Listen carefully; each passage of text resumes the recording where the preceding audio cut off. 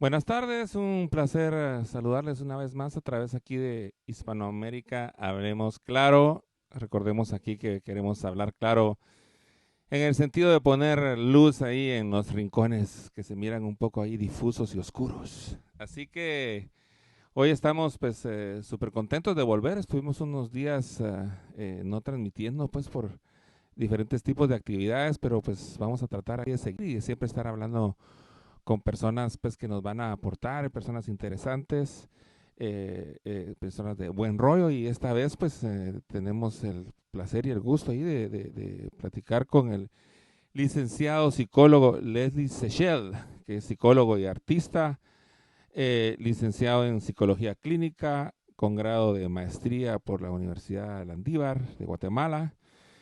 Y aquí viene una cuestión muy interesante que tiene una especialización en psicología analítica junguiana, o sea, de Carl Gustav Jung, que la sacó en Toronto, Canadá. Pues bueno, ahí vamos a platicar entonces con Leslie, a ver qué nos cuenta y qué podemos aprender de este gran psicólogo y amigo. A ver, ahí estamos. A ver, eh, ¿qué tal Leslie? ¿Cómo estás? ¿Qué tal? Buenas noches, mucho gusto. Buenas noches, buenas tardes para los otros horarios ahí que nos acompañan. Sí, Gracias por la invitación. no, el placer es definitivamente nuestro y lo bueno pues que de estas cuestiones del en vivo es que aparte de que podamos platicar ahorita y que pues puede haber una cierta interacción con alguien que se conecte y con nuestra gente que se puede llegar a conectar con preguntas y cuestiones, pues también va a quedar aquí grabado y lo vamos a subir al canal de YouTube. Pero bueno, entremos en, entremos en materia, Leslie, un gusto tenerte por acá. Espero Gracias. haber dicho bien tu apellido porque ya no sé si lo dije bien, pero me causa curiosidad y pienso que es lo primero que nos causa curiosidad. ¿De dónde viene tu apellido? Fíjate que el apellido originalmente es rumano. Sí, pues. Mis abuelos migraron a Guatemala más o menos en 1937-38.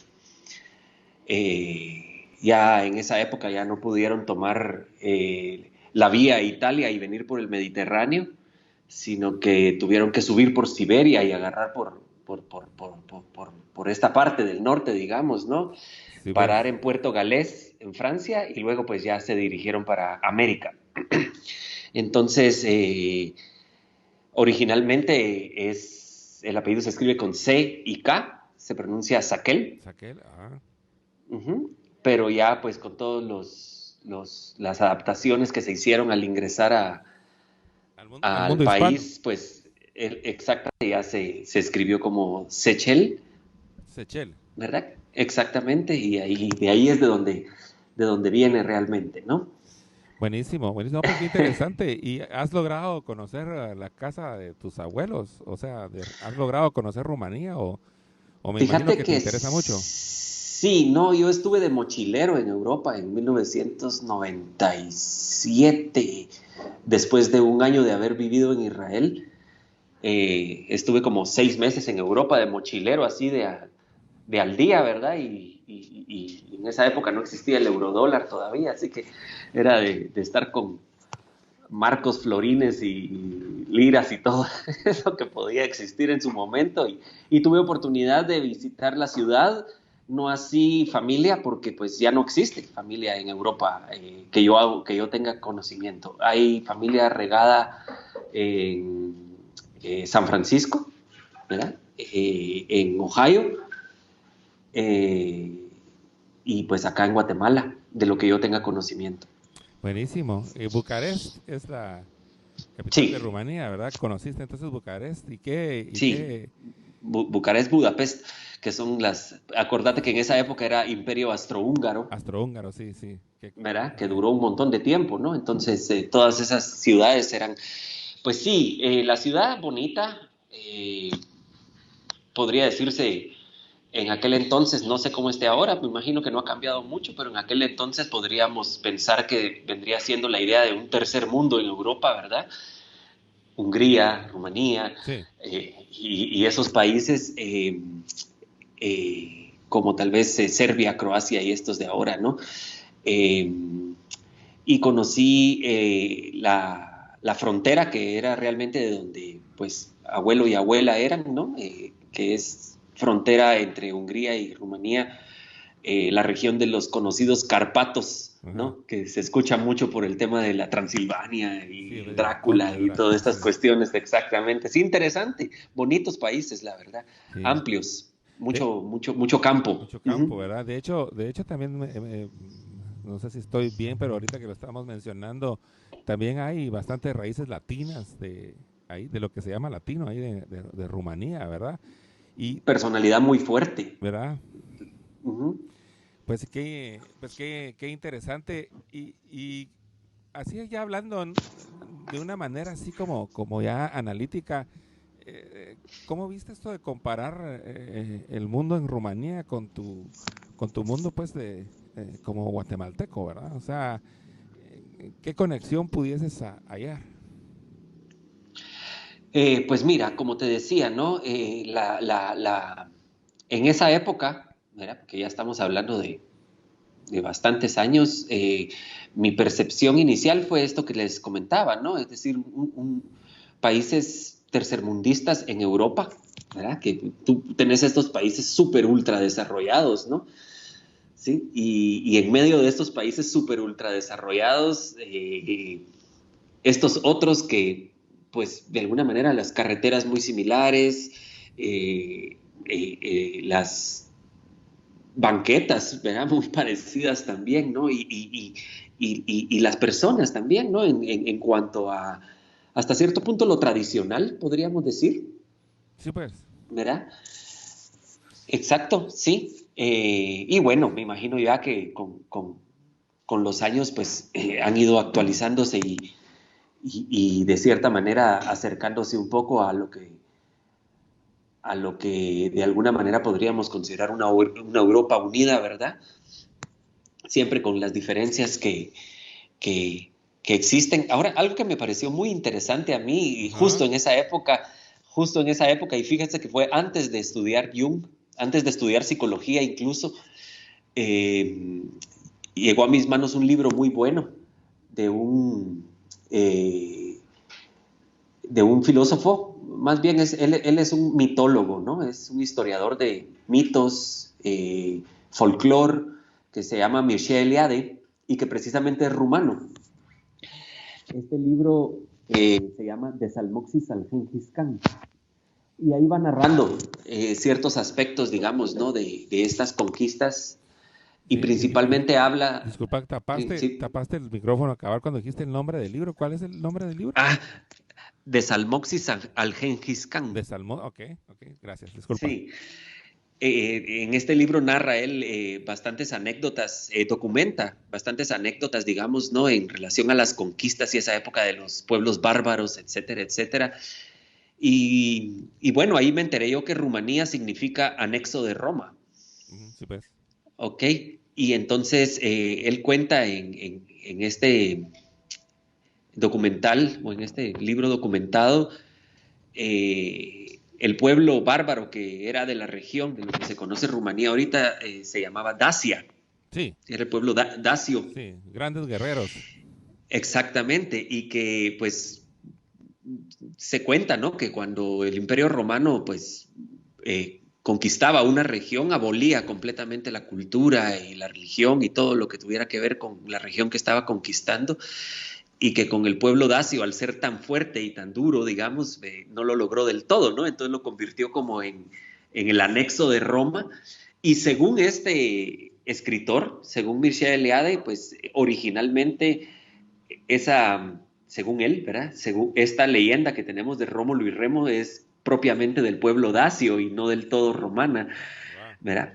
Y esto lo documenta así considerando de que a los dacios les llamaban los hombres lobo, Sí, ¿verdad? Porque pues se vestían de la piel de lobo cuando iban a la guerra, ¿no? Y interesante, a mí me pareció muy interesante y me gustó mucho más que todo la anécdota de haber tenido contacto con esta historia estando en esas regiones. sí, wow, qué Me, interesante. me, la, me la aluciné, como podrás creer.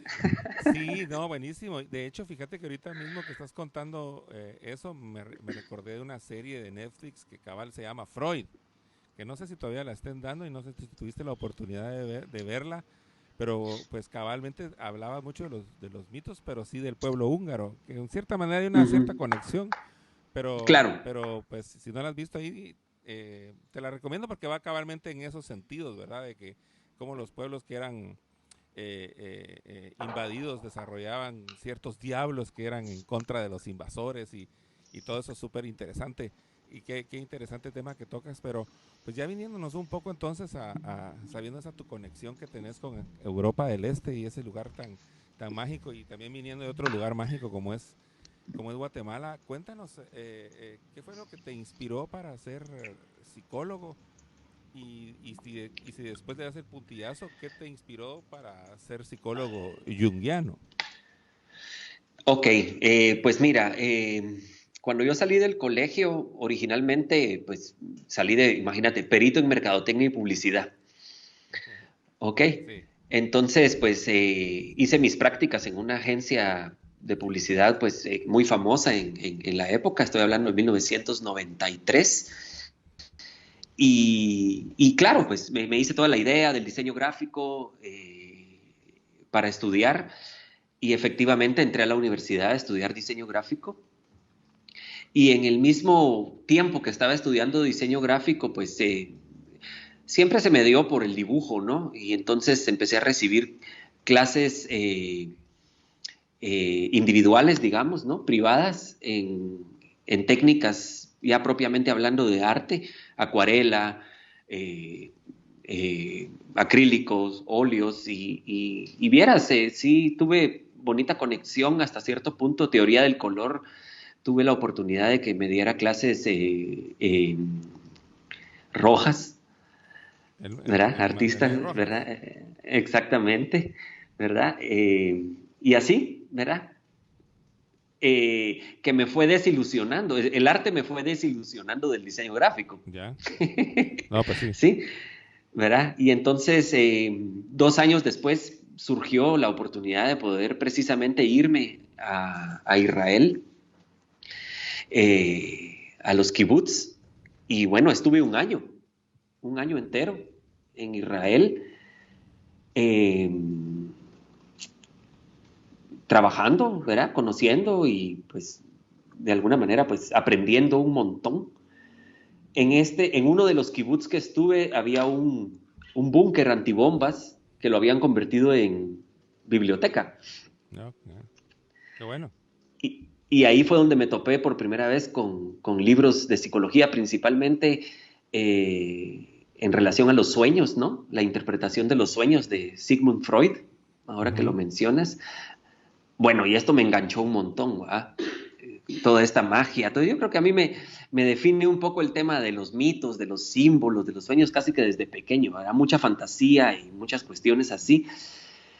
Eh, Al punto que ya en el 98, cuando regresé a Guatemala, que si no estoy mal fue el año en que te conocí, Luis, también, ¿verdad? Imagínate ya un montón de tiempo. Ya ni digas que me regreso. Ya. Ni diga. Perdón.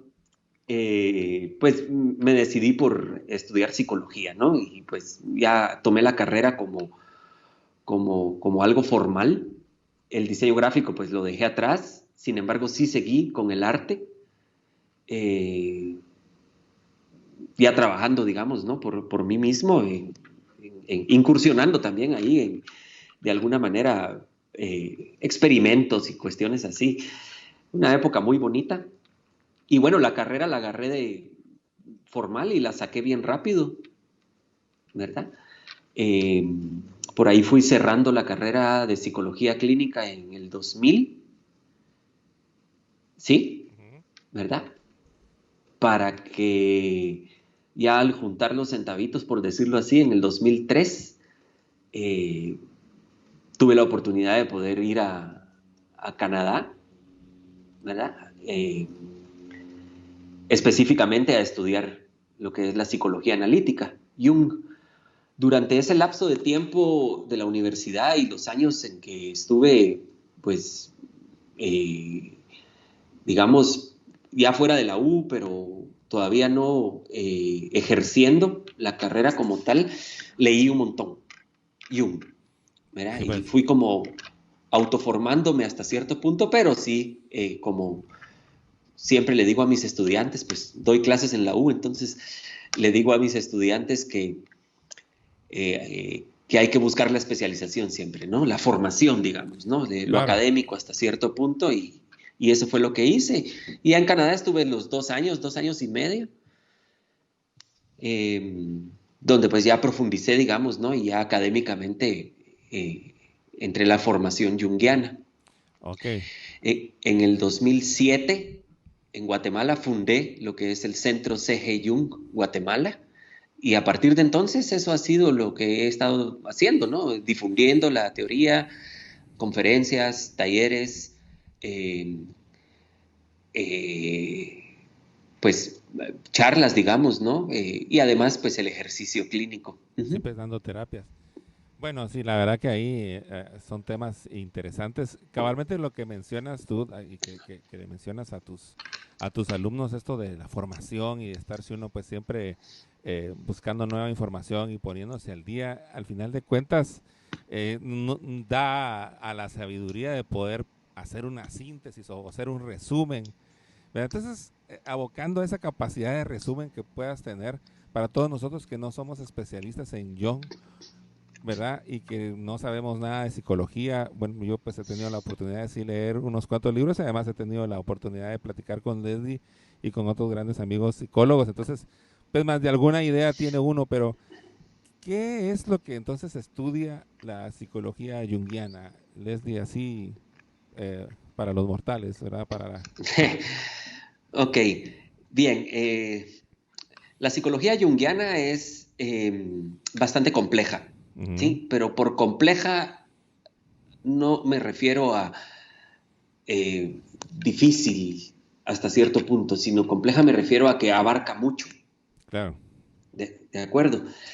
Y bueno, está considerada una de las ramas o de los enfoques psicológicos de lo que se considera la psicología profunda, junto con el psicoanálisis de Freud y otros, eh, porque digamos, aborda temáticas más allá del yo existencial, del yo que interactúa, digamos, ¿no? Con las otras personas, con la sociedad, con la realidad, llamémoslo así, Ujú, sino que pues trabajamos principalmente con lo que es el inconsciente, ujú, ¿sí? Es un estrato profundo, digamos, de la psique que tiene influencia sobre la personalidad. ¿De acuerdo? A la que pues muchos psicólogos pues se resisten un poquito pensar, ¿verdad? Que un inconsciente tiene cierta influencia ahí en lo que serían nuestras decisiones y etcétera, etcétera. o sea que Y está ahí, ahí ahí el por... haciendo un pequeño paréntesis, entonces ahí nos estás diciendo que hay dos escuelas en cierta manera confrontadas, ¿verdad? O sea, la que toma en cuenta al inconsciente y la que no lo toma en cuenta. Pues digamos, en términos muy sencillos, es lo que podemos considerar la diferencia entre lo que es la psicología Ujú, y la psicología profunda ya, o las escuelas psicoanalíticas. ya, ¿De ok, acuerdo? sí. Sí, y bueno, pues muchos otros criterios, ¿no? Que pueden identificarse o que son características de estos dos grandes enfoques, digamos, ¿no? Como por ejemplo lo es el tema de la estadística y las pruebas psicométricas y todo lo que tiene que ver con lo cual cuantitativo, Ujú, ¿verdad? Mientras que las escuelas profundas van más a lo cualitativo, digamos, ¿no? A lo fenomenológico. Una clara diferenciación vendría siendo lo que es ciencia y lo que es empírico, ya. por ponerlo de alguna manera. O sea que, ¿Ok? o sea que tenemos, por El, ejemplo, la psicología que se usa para contratación de personal, por ejemplo, ¿verdad?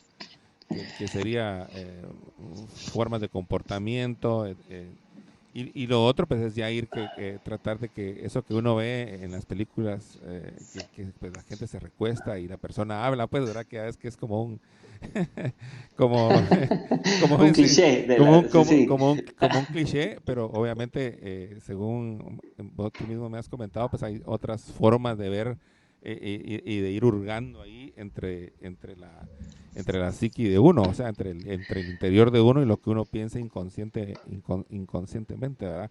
Entonces, ¿qué técnicas son las que usa el psicoanálisis profundo, Leslie? Pues mira, la regla fundamental es el habla, ¿verdad? El discurso. Okay. Esto es a lo que Freud llamó en su momento la asociación libre, ¿verdad? Hablar, ¿verdad? Tratar de expresar todo lo que estás sintiendo, todo lo que estás pensando sin reprimirte, ¿verdad? Sin vergüenza, sin pena, que ya sabemos que eso es bien difícil al inicio, ¿no? Porque de alguna manera uno siempre se resiste mucho, ¿no? Digamos, a transmitir todo lo que realmente uno está pensando, todo lo que uno está sintiendo. Y con el tiempo, pues estoy hablando de una escuela que se originó en el 1900, imagínate, un poquito antes del 1900, época victoriana, cabal antes de las guerras mundiales y toda esa cuestión. Claro, estamos hablando de que el primer libro que escribió Freud se publicó en 1900 exactos. ¿Sí?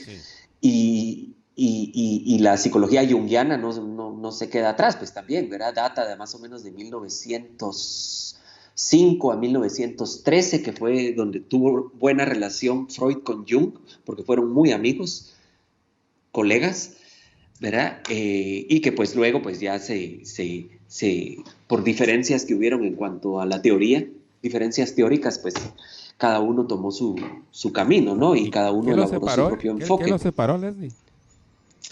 Fíjate de que hay muchas biografías al respecto, ¿no? Principalmente con la que yo más concuerdo tiene que ver con cuestiones políticas, sociopolíticas. Y es que Jung, como no era judío, ¿verdad? Pudo como abordar ciertas temáticas a las que el psicoanálisis, o Freud, principalmente Freud, no se atrevió, por decirlo así, a involucrarse. Por sus esquemas religiosos. No por esquemas religiosos, ¿no? Es porque Freud para esta época, digamos, ya estamos hablando de casi Primera Guerra Mundial, ¿sí? ¿Verdad? Ya había logrado que el psicoanálisis fuera considerado a nivel mundial como un enfoque. Y esto, si lo ves desde un punto de vista de la época, para un judío era bien difícil. ¿Sí? Y también teníamos que considerar que casi todos los psicoanalistas que formaban la sociedad de psicoanalistas en su momento eran judíos. ¿Verdad? Y poco a poco se abrió... Y poco a poco se abrió puertas, digamos, ¿no? A la raza aria, como en ese entonces le podríamos llamar, y había logrado, digamos, meterse en la academia, ser considerada un enfoque bastante fuerte, digamos, de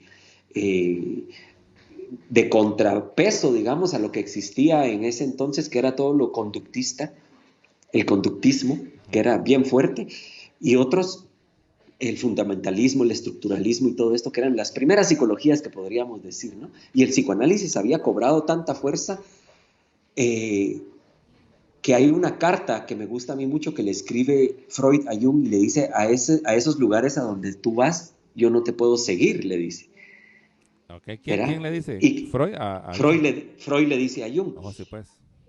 Porque Jung empezó a adentrarse en el tema precisamente del simbolismo, de la mitología, de la alquimia, de la mística, de las religiones, etcétera, etcétera. ¿De acuerdo? De lo esotérico y cuestiones así, con fines de estudiarlo y de entenderlo también. Y eso podía, de alguna manera, desprestigiar al psicoanálisis como ya estaba conformado. Sí, pues, o sea que el psicoanálisis ya estaba cabalmente, ya estaba hecho, ya era un hit, pues, ¿verdad? Entonces, para tocar ese hit. Y con el miedo al antisemitismo también, porque se podría haber desprestigiado mucho por eso mismo, ¿verdad? Entonces Jung, al ser no judío, él sí pues, bueno, y tampoco era católico, ¿verdad? Entonces no le, no tenía estos obstáculos, digamos, ¿no? De poder adentrarse en todas estas temáticas, que es lo que es el legado de Jung hasta cierto punto, ¿no? El inconsciente colectivo, el trabajo con los símbolos, con los sueños, con toda esta imaginería y de las distintas culturas a las que él se adentró en su investigación, ¿no? África, la India, los dioses, las diosas, los héroes, etcétera, y todo el tema de lo que consideramos arquetípico, Sí que que, es un no, concepto original propiamente.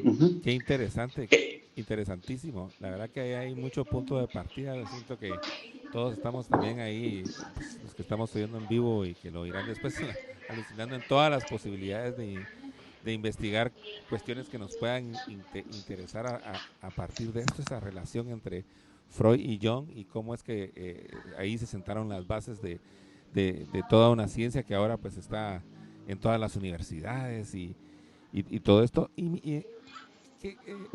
Con lo que mencionabas ahorita entonces, lo del arquetipo y esto, cuestiones del estereotipo y, bueno, te usan prototipo, pero creo que eso es con cosas. Pero es pues que, ¿qué mira, son? quería profundizar un poco A ver, en la primera pregunta que me hiciste, ¿no? Cuando me decías de qué se trata esto de la psicología junguiana muy bien.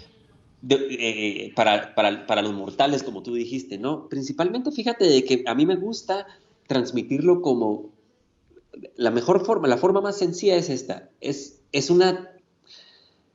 una propuesta, Ujú, ¿verdad? Psicológica de reordenamiento de la psique, ok, ¿sí?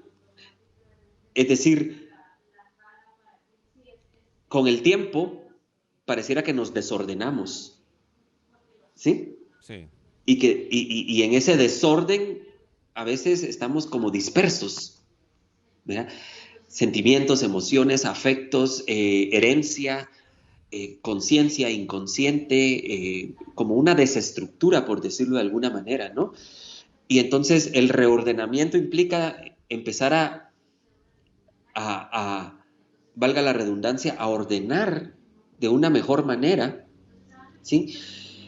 Y en ese reordenamiento lo que va ocurriendo es lo que Jung llamó el proceso de individuación, ¿verdad? Que implica dejar de estar divididos, sí, dejar de estar dispersos, ¿sí? Y la propuesta es que lo vas haciendo a partir de los pares opuestos que nos definen a todos los seres humanos.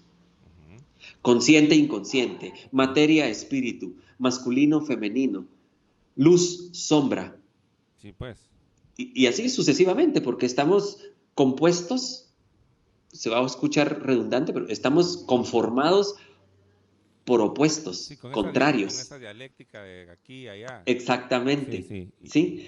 Como esa bipolaridad podríamos llamarlo, ¿no? ok, sí, ajá, ¿Verdad? Y así funciona todo. Hay ciertos opuestos que son más rígidos y otros que son mucho más flexibles, ¿verdad? Y bueno, todo esto lo fue desarrollando Jung a partir precisamente de sus investigaciones con el simbolismo que fue viendo a partir de la mitología universal.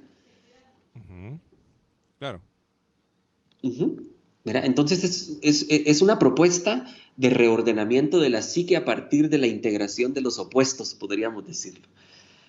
¿Qué nos ayuda a hacerlo? Y ahí es donde viene la parte de las técnicas. Tú me hablabas, la técnica principal, pues es este, ¿verdad? El discurso, como te decía, sí, la claro, asociación libre, pero se le presta mucha atención a los sueños, ujú, ya, porque es el punto de vista del inconsciente de lo que está sucediendo en tu realidad.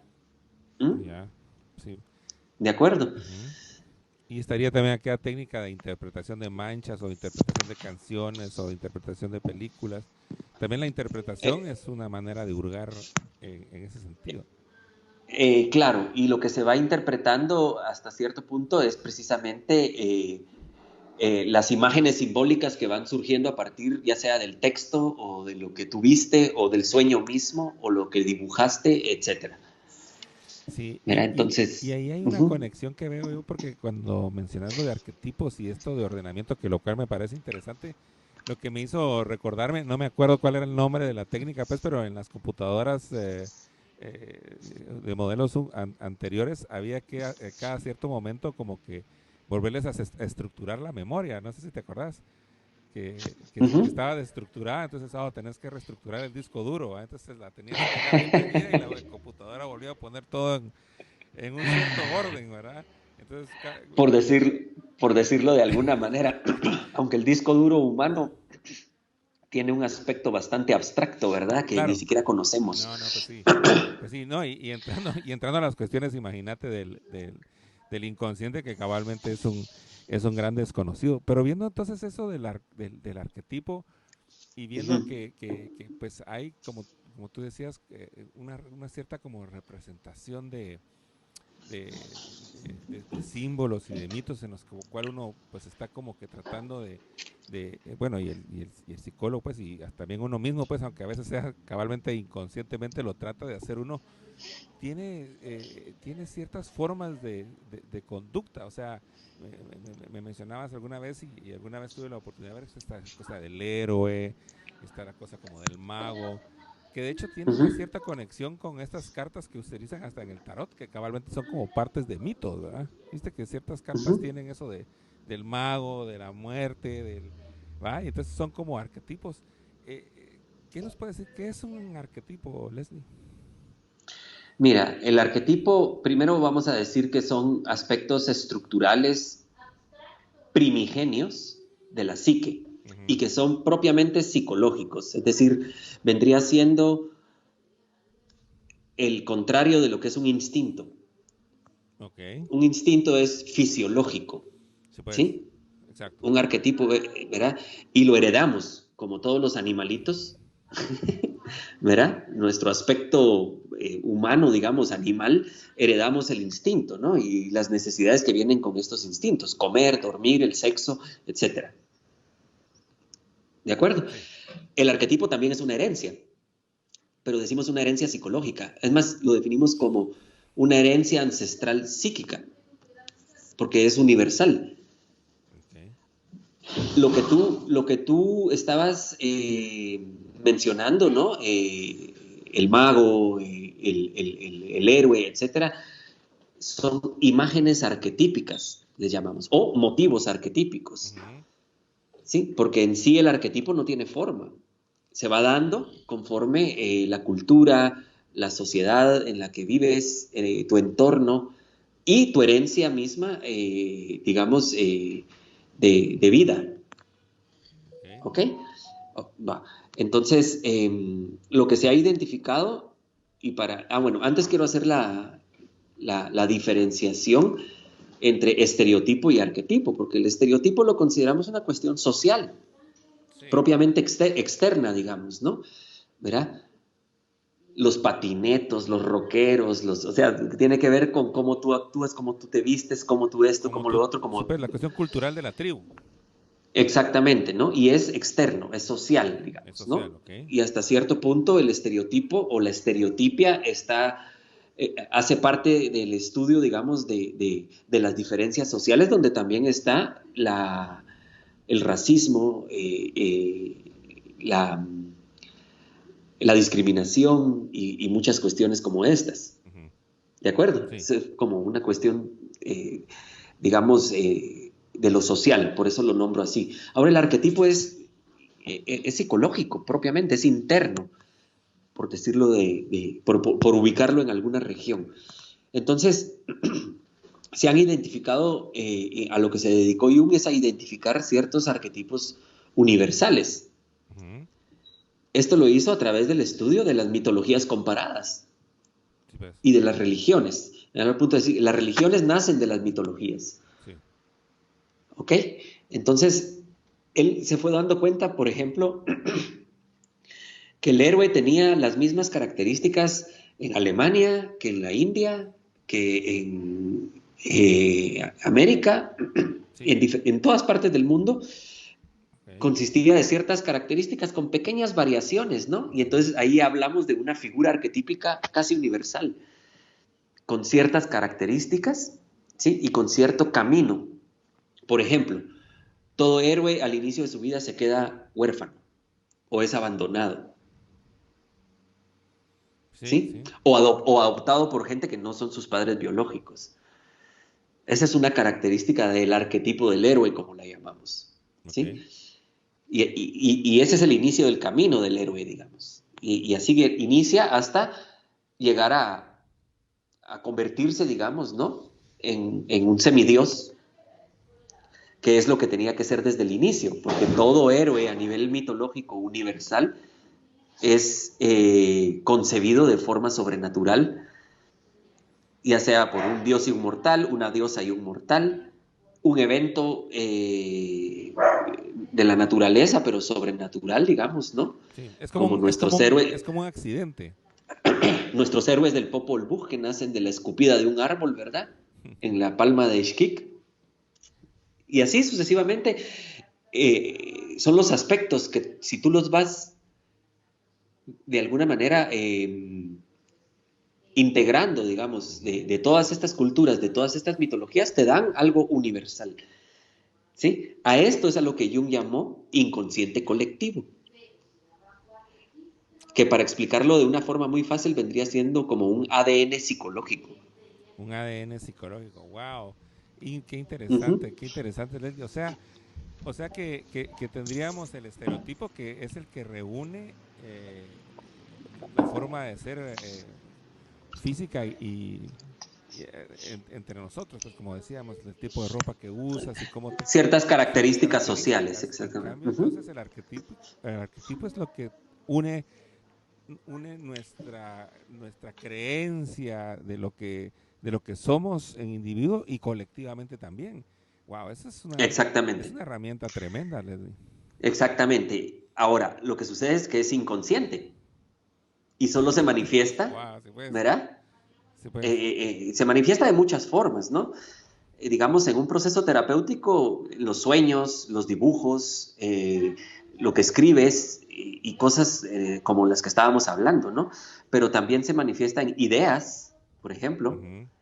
¿sí? Cuando tú concibes una idea, ¿verdad? Puede que venga, digamos, de algo arquetípico y también en patrones de conducta, En patrones ¿de de conducta, acuerdo? sí.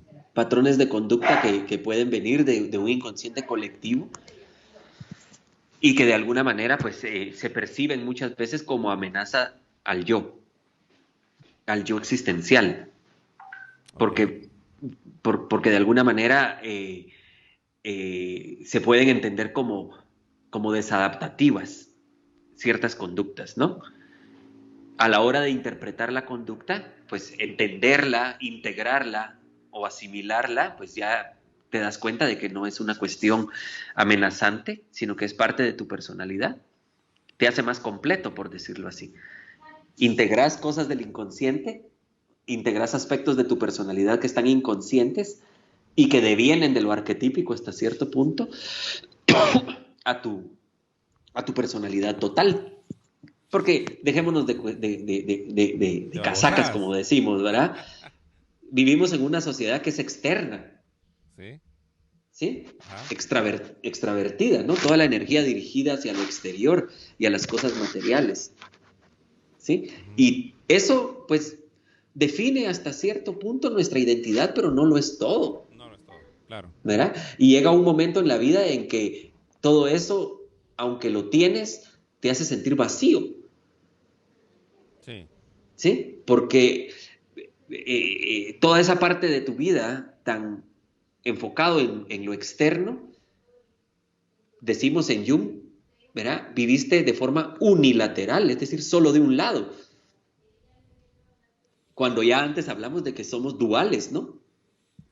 Claro. Y de hecho, hasta te podría decir que somos hasta circulares, pues, ¿verdad? La dualidad al final de cuentas es una como herramienta nomás como para empezar a analizar, Para pero entender y sí, entender sí, pero en exactamente. medio tenemos muchos grados que, pues imagínate qué gran sabiduría puede ser uno poder entender en dónde están tus verdaderas características y Y, y dónde te conectas con tu sociedad a través no solo como de lo cultural, sino imagínate ya de manera inconsciente. Wow, qué increíble. y esto que te estoy diciendo no es propiamente junguiano, pues lo podemos leer en muchos filósofos. Ya Nietzsche también lo hablaba, Claro, ¿verdad? sí. Ciertos documentos que se han encontrado, digamos, ¿no? De chamanismo en Rusia, en América, Claro. en América del Norte, y ahí también hablaban de esto. Sí, es que lo sabían que de entrada ya creaban los mitos también, pues, o sea, imagínate, pues, o sea, que por algo es que los creaban y los difundían, ¿verdad? Entonces Exactamente, es, ¿verdad? es Y Jung lo interesante. que hizo fue darle un aspecto empírico, científico, Científico. comprobable hasta cierto punto, ¿no? A través de su estudio y de la misma psicoterapia que él propuso. Sí, y mira, y se me ocurre ahorita, pues, porque imagínate con todo ese conocimiento que se viene, y como dices tú, pues es imagínate, de principios del siglo pasado, o sea, estamos hablando de principios del siglo XX, ¿verdad? Y esto se desarrolló todo el siglo XX, ahora ya adentrados en el siglo XXI, porque como si nada, ya estamos en 20 años del siglo XXI, o sea, es increíble. Es increíble. Entonces, me surgen varias cuestiones, Leslie, no sé, en lo que tú has sabido, pero esto esta sabiduría y este conocimiento que me imagino que pues ya adentrándose bastante en él puedan abrirse muchas expectativas y muchas posibilidades. Esto ya en manos de la gente que está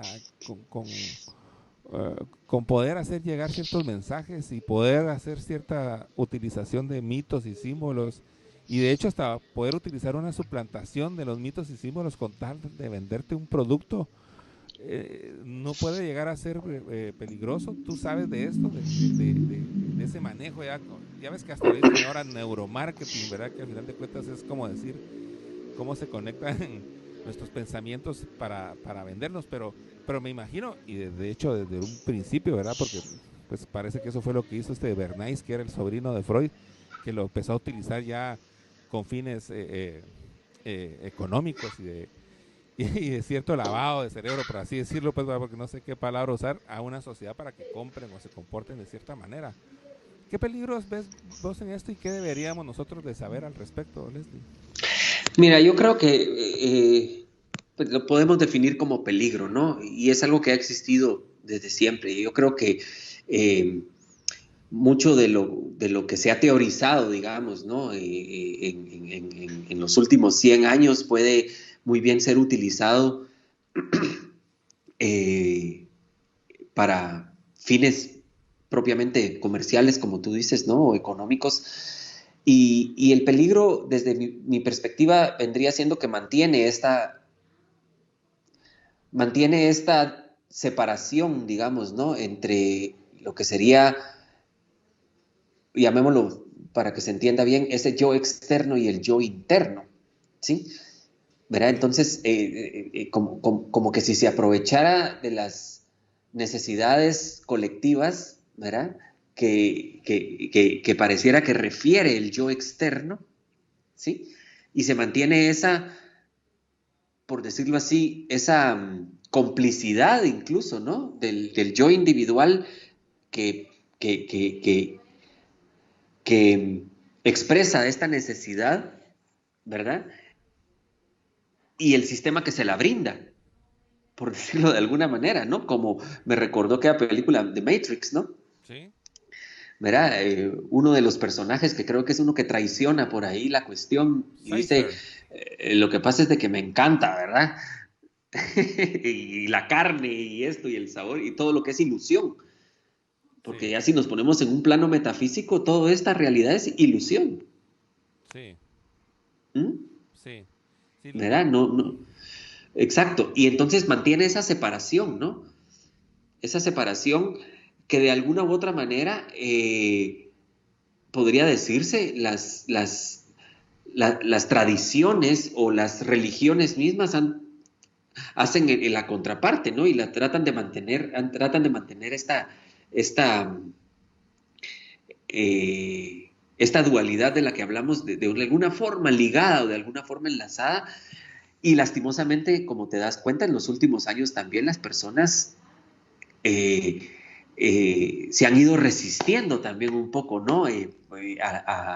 A estas ataduras, incluso religiosas, en la mayoría principalmente en países menos tradicionales, menos conservadores. ¿Mm? sí, sí, sí. No, y de ¿verdad? hecho, perdón, dime. Y entonces queda ese vacío, el vacío de lo espiritual, Queda el vacío, lo espiritual, el sí. vacío del crecimiento, considerando espíritu no como religioso, sino como No, claro. parte misma de la existencia, ¿verdad? Uh-huh. No, y de hecho entra hasta la cuestión esa política del concepto de nación, pues, ¿verdad? Que trae como consigo esta cuestión de que ya, bueno, yo cómo me puedo autopercibir, pero pues ya viéndolo todo solo como a través casi como que de un antojo y no poder uno tener esa comparación para con nosotros y empezar a ver como que ciertas realidades y de que nosotros tenemos que trabajar en conjunto con nuestra comunidad para salir adelante, en contrario a lo que nos pueden hacer creer, no, de que todo está bien y que todo va a venir desde un elemento externo, ¿verdad? Entonces puede ser peligroso pues para ciertas comunidades desintegrarse ellas mismas desde adentro, ¿verdad? Y no sé cómo lo ves tú. Claro, no, y lo que sucede es de que esto es una pelea, por ponerlo de alguna manera, Claro, que es de toda la historia de toda la vida. del tiempo, por decirlo Sí. así, porque si lo ponemos, mira, a mí me gusta mucho, eh, pues otro gran psicólogo, ¿no? De la línea psicológica, digamos, principalmente humanista, que es Abraham Maslow. Ok, lo he oído Todo mencionar. el mundo lo conoce, ¿verdad? Todo el mundo lo conoce, definitivamente. Y él decía, somos inconformistas por naturaleza, Ujú. ¿sí? Y de lo que estamos hablando es de un conformismo, Sí, ¿de pues. acuerdo? Ujú. El hecho de que el exterior te diga cómo vestirte, qué comer, cómo ser, cómo hablar, qué apariencia necesita. Es decir, casi que te construye lo externo, ¿no? El sistema te construye y tú en el interior estás inconforme con eso. Y en eso radica la neurosis de toda la vida Sí, de las personas. Esa lucha entre que te están pidiendo que seas conformista, ¿verdad? Y tu interior que se resiste a esa conformidad, a ese conformismo.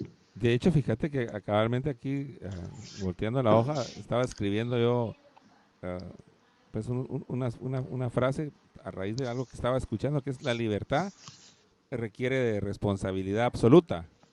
Uh En -huh. cambio, la esclavitud no requiere de ninguna responsabilidad, ¿verdad? O sea, no quiere de responsabilidad alguna. Y es un poco, me trajo cabalmente lo estoy leyendo ahorita, porque si lo vemos en ese sentido, es que si vos solo te adaptás, en cierta manera, solo haces lo que te está indicando lo externo, entonces en cierta manera sos como esclavo de ese planteo que te hace la sociedad, ¿verdad? En cambio, si yo quiero entonces ya ponerle como el toque personal, ¿verdad? Entonces ese toque personal es el que pues hay que luchar por lograrlo y requiere esta libertad, pero requiere pues la libertad pues se trabaja en esa introspección. Entonces, ¿cómo lo ves tú? Claro, no, sí, definitivamente. Ahora, lo interesante de esto que estás hablando, ¿verdad? Es que volvemos a caer en la misma dualidad, ¿no? Sí, Y por esto desde Jung lo que se propone siempre es el balance, porque tú no te puedes abstraer de la no, realidad, desaparecer y no interactuar, exacto. No dejarte llevar ¿verdad? en No, nada, ¿verdad? Te vas a hacer exactamente, es decir, tú eres un ser social también, ¿no? sí, claro. ¿Verdad? Lo que sucede es de que esto que estamos llamando lo externo es muy fuerte, es muy poderoso. Sí, ¿Sí? Si lo queremos ver como figura arquetípica, es muy diabólico, claro. ¿verdad? Te seduce, te engaña, ¿verdad? Te promete, Sí, ¿sí? Te tienta, ¿verdad? Y entonces de lo que te separa es de tu interior, sí. ¿verdad? Desaparecerte del plano social vendría siendo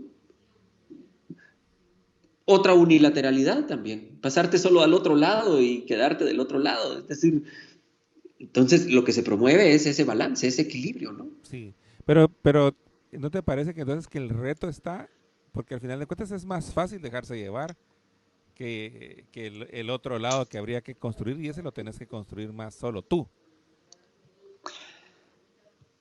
Pues en definitiva es más fácil dejarte llevar, pero algo en ti no va a dejar que suceda del todo. Ajá, Te va a dar lucha, te va a dar pelea. te va a dar Esa es lo pelea. que llamamos el arquetipo de la sombra Sí, pues. en No, Jung. y ahí está donde está, y que, pues yo estoy, pues, te estoy así como que platicando porque estoy emocionado, ¿verdad?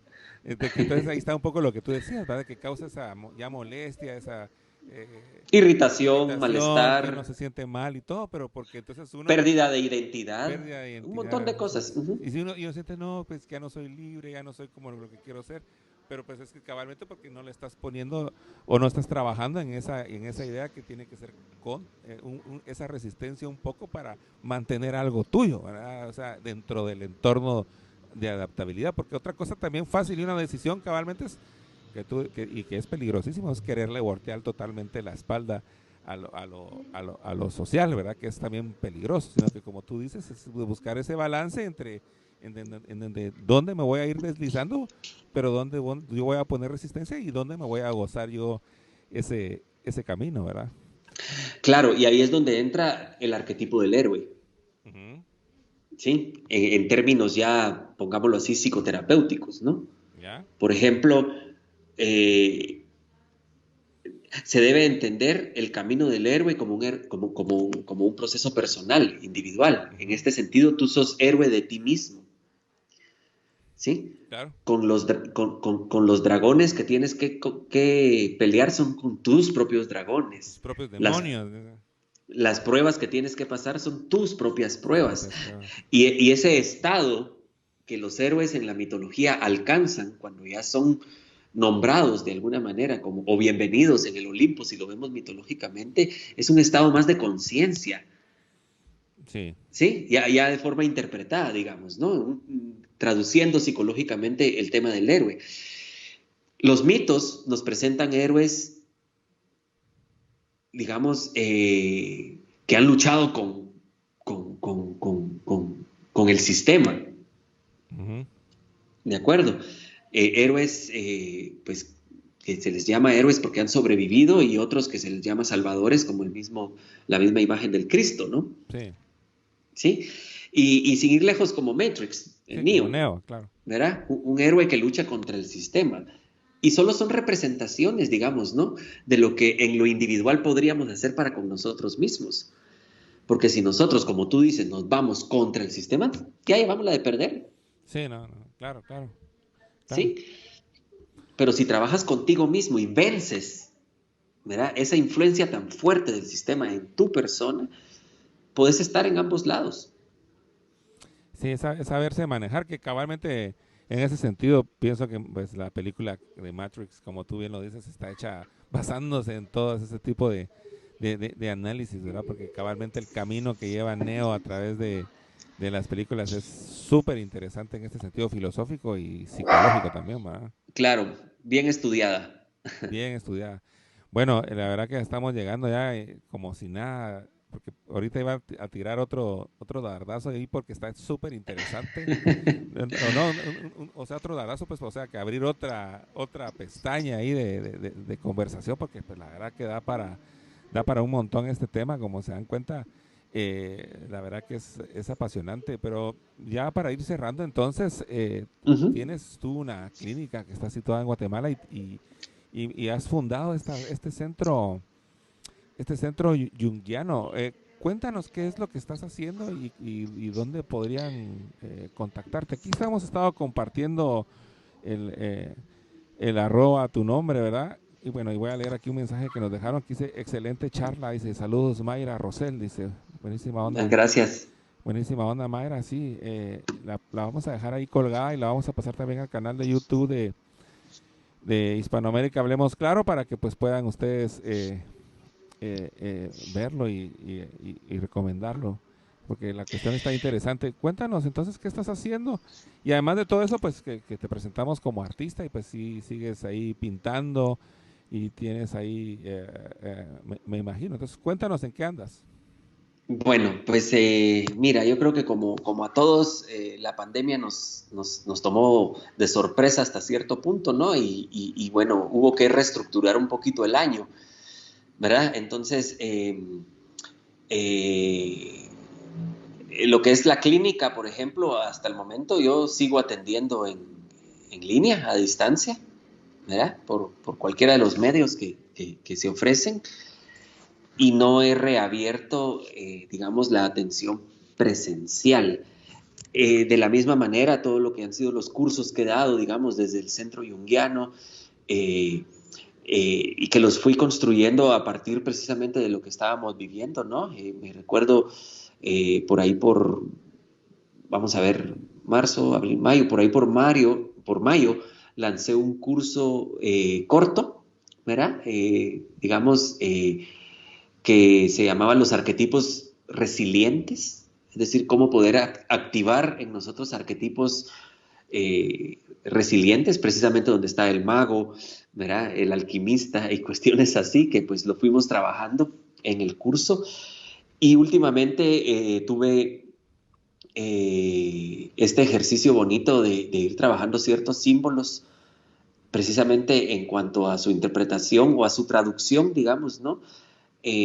A partir del estudio de las diferentes culturas y los diferentes mitos y leyendas también. Por ejemplo, el unicornio, el perro, el símbolo del Ouroboros, ¿verdad? El círculo, el cuadrado y cuestiones así, ¿verdad? Lo fui haciendo a través de la plataforma de Zoom. A esto le llamé los Zoom Jungianos. Fueron 12 en total. Estuvo bonito el ejercicio y espero pues volver a retomarlo ya en el 2021. Suena Y bueno, interesante. estoy preparando un curso para el otro año también en torno a género, ¿verdad? Porque en Jung se trabaja mucho el tema de lo que es el lado masculino en la mujer, el lado femenino en el hombre. Arquetípicamente se conocen como ánima y ánimus, ¿verdad? Que son arquetipos universales, por decirlo así, Ujú. para lograr esta no solo interacción, sino integración, ¿verdad? Como hemos hablado antes, ¿no? De los opuestos. Eso, ¿verdad? Eso principalmente. Como les digo, la clínica está únicamente a distancia Ok. y en el arte pues trabajando, pues eso yo pues vamos a que es algo que es un aspecto propio que no suelo soltar, que no suelo dejar, por lo menos 2, 3 veces a la semana trato de tomar los pinceles y ahí ir viendo qué va saliendo. Al final de cuentas también por medio de pintar se para uno reintegrando la cabeza también uno. Exactamente. Bueno, sí he estado trabajando un símbolo específico, ¿no? Que es eh, el círculo, pero ya lo fui deformando un poquito y ahora es una mandorla. No sé si mandorla es en italiano para almendra, pero porque es la forma que tiene la almendra, ¿no? Ya, sí, pues. Ok. Ok, pero la mandorla es simbólicamente muy interesante. De algo así podríamos hablar en una segunda ocasión, ¿no? Por ejemplo, es lo que se forma de la unión de los círculos cuando se entrelazan, es una forma de almendra y es equivalente al símbolo de Piscis, Sí. ¿sí? Ujú. Y Piscis es la era en la que nace Cristo, Sí. ¿verdad? Y por eso el símbolo de Cristo es un Es un pez, pez, claro. ¿sí? Y sin ir lejos, en las épocas de antaño, casi a todos los santos los ponían dentro de una mandorla, dentro de esta figura que se forma en los círculos. Si te das cuenta, siempre están metidos dentro de una figura así, no es dentro de un círculo, sino entonces muchas cosas interesantes que ya sabes que yo me meto y, y me entretengo ahí con eso y luego pues ya lo transmito. Pues buenísimo, pues la verdad que no, súper interesante, como pues te menciono y les menciono, queridos amigos, es un tema que da para largo, yo pienso que esperamos no dejarlo ahí y seguir discutiendo ahí, porque pues la verdad que también viendo lo simbólico, todo lo que pasa, por ejemplo, una de las ventanas que se me ocurría a mí abrir es nosotros como hispanoamericanos y también nuestra simbología, ¿verdad? Y nuestra en nuestro inconsciente colectivo, porque pues obviamente europeos directamente no somos, ¿verdad? Indígenas tampoco no somos, afroamericanos no somos, sino que somos un pueblo mestizo que todavía se está desarrollando y me imagino que está también empezando a estructurar su propio inconsciente colectivo. De hecho, cabalmente el día de ayer, imagínate, pues falleció uno de los símbolos o héroes que pueda tener Hispanoamérica con Maradona, ¿verdad? Que cabal, el chico que viene del barrio pobre y logra llegar hasta las máximas alturas y con todos sus defectos y todo, pues, ¿verdad? Pero verlo desde ese punto de vista, la verdad que podría ser interesante, pero pues por ahora no tenemos más tiempo, entonces solo dándoles un quemón de todo lo que se podría platicar con Leslie y su gran conocimiento. Leslie, te agradecemos mucho, pues te agradezco mucho en lo personal y te agradecemos todos los que estemos escuchando esta plática de que pues nos compartas un poco tu conocimiento. La verdad que ha sido muy interesante y pues no sé si quieres dar algunas palabras de despedida.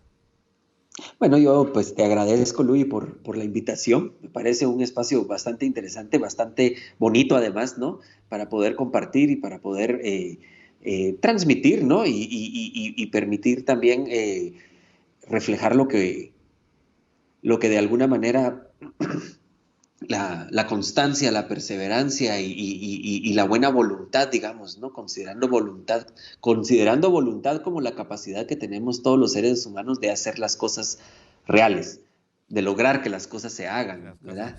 No, que las cosas pasen, ¿verdad? Porque no es lo mismo que las cosas te pasen a hacer que las cosas pasen, digo yo. Sí, claro, o sea, está en nuestras manos realmente. Pero bueno, agradecer nuevamente la invitación, la atención también de las personas que nos estuvieron acompañando. Y bueno, por supuesto, yo estoy apuntado para una segunda charla, cuando gustes. El placer ha sido nuestro, entonces, Leslie, buena onda. Gracias y gracias a todos. Entonces, ahí sus comentarios son bienvenidos. Si ven algo interesante, alguien que necesite o alguien que esté estudiando psicología, pues compártenselo para que se den ahí un quemón. Un placer entonces, Leslie. Un placer a todos. Placer a ustedes. Y bueno, Happy Thanksgiving para los que estén y lo celebren. Para los que no, pues feliz jueves. Un abrazo, Leslie. Nos vemos pronto. Un abrazo. Hasta luego.